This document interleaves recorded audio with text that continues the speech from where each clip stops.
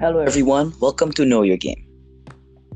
I know that I said that we will do a Genshin Impact episode, but we're not gonna do that. We were supposed to do that, but the guy bailed on me.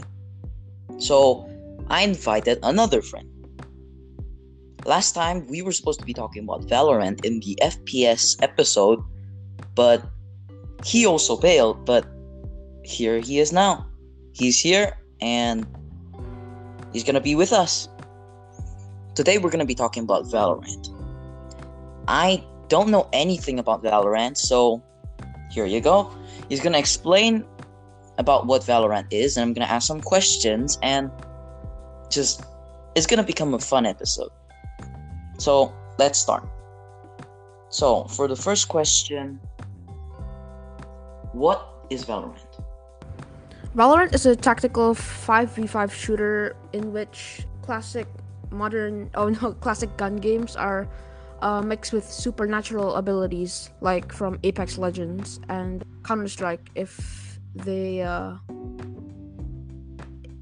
a mashup or something? kind of a mashup. Huh. So what's the difference between it and Apex Legends? Both have very similar things, right?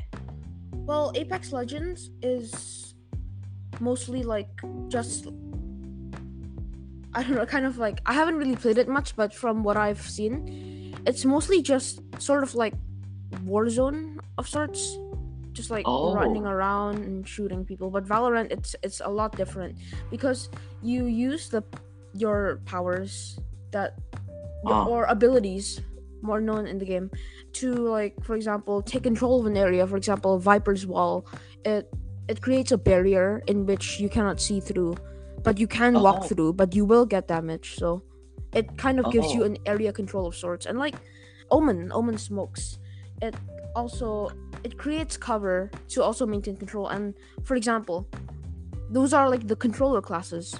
And the duelist classes, they mostly have their abilities, or more commonly known as utilities, to, I guess, kill people. That's mainly the role, and take entry into sight.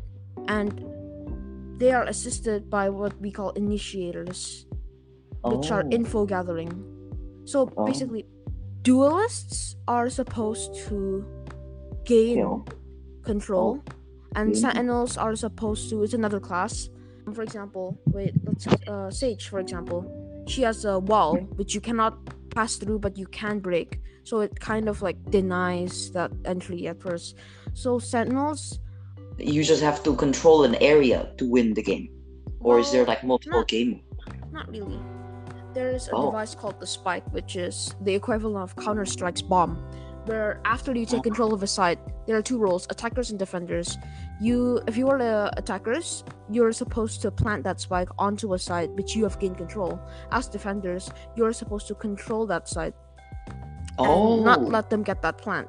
But if they do get that plant, defenders still get another shot at it.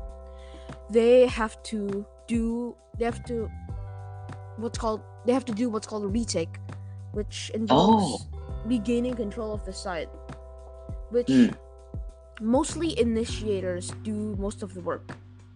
They gain info and it really helps them push into site. And the duelists usually just pick them out, and after that you're supposed to defuse the spike, which wins you the round as defenders. Or if you're attackers, they let the spike explode, you win a round. That's basically how it works, and it's up to 13. But if the score gets up to 12-12, there's what's called an overtime, where it goes up to 14. If it's 12-12, you have to gain 14 to win the match. But if it's 13-13, it goes up to 15, and so on and so forth. Yeah. So technically, a Valorant match could go on forever. So yeah, okay. In competitive though, in like ranked games, but in unrated, like a more chill game mode, it's not like that. Just 1st to 13. Oh, okay. I was going to ask about what makes the game different than other FPS games, but you kind of answered it. Wow. So for the third question, Yeah. why why do you play it? There's a million other FPS games with each different things. Why do you choose to play this specific game? What's different about it? What makes you want to play it more than others? Uh, First of all, most of my friends they just play this game, so that's already like a point where Ah, I would want to play this yeah, game. makes Second, sense. Makes sense. there's just something about the slow tactical feel about Valorant that's just different from other games. It's kind of like Counter-Strike, but also combined with these supernatural abilities or utility, which are really fun to play with and against. Yeah, I've played it once, but it's kind of hard. I've played it and it just takes like one shot to actually kill a person, and you gotta use split seconds to actually win the game. Yeah. How do you actually do it though? It's hard. Why would anyone play it? Well, it at first it is hard, but honestly, why would anyone play it? Most FPSs are like that. They're Yeah, true, every millisecond counts, right? true. And how do you do it? It all comes down to practice. You just naturally train your brain to just To do that, yeah. yeah, compute like a lot of different variables in like a Hmm. split second. Like mostly you don't even notice what you're like thinking. This that it just happens. I guess. Hmm. Hmm. Um, we've seen a lot of games rise and fall at a very fast pace, like Among Us, for example, Mm-hmm. and well, many people just play a game and they can leave at any time. So, do you Yeah. think Valorant is like getting popular because many people played it once and they think like, oh, it's fun, and then they just disappear? I mean, is it actually good as how popular it is? Like, do you understand? Like, Yeah. Yeah. it's Yeah. popular, yeah, I know, but is it actually that good?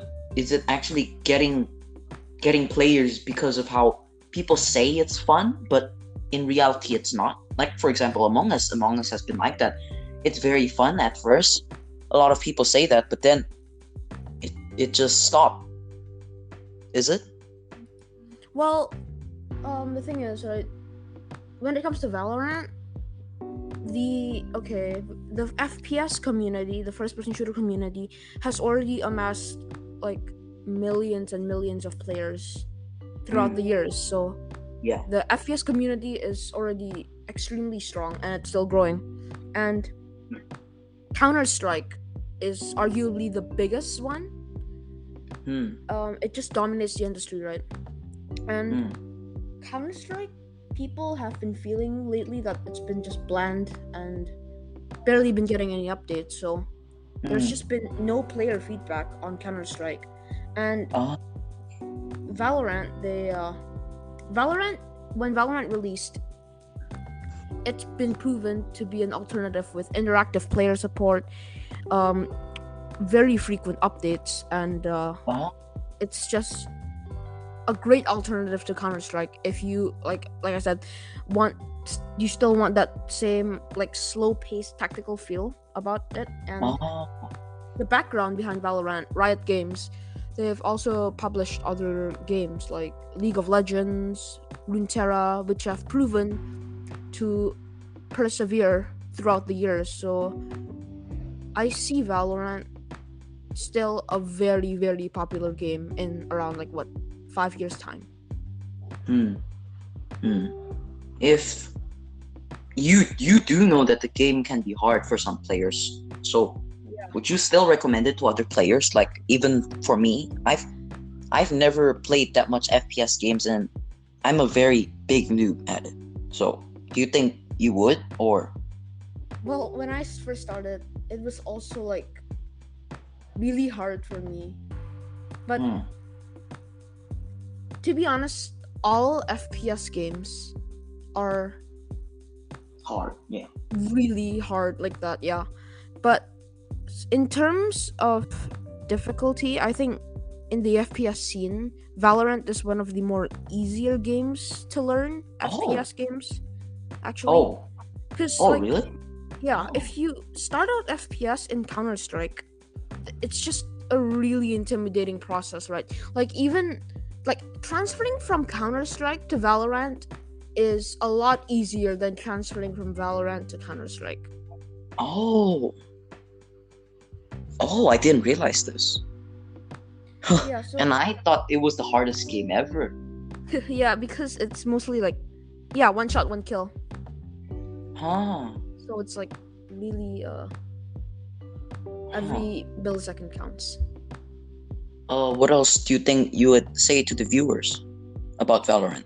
Um if you're wanting to get into FPS games or like start playing FPS games, I think Valorant would be a great place to start. Hmm. All right. Maybe I will try Valorant with all the new information that I get. Okay, so that's amazing. I didn't know I would get this much of information. Yeah, thanks a lot. And let me just say, thanks for everyone who's watching. If you reached this point of the episode, I just want to thank you. And I gotta explain one more thing.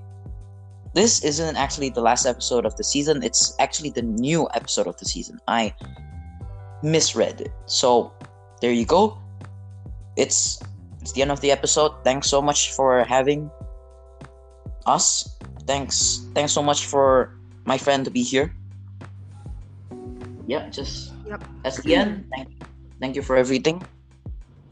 If you like this kind of episode, you can just comment down below. So see you next week. Thank you.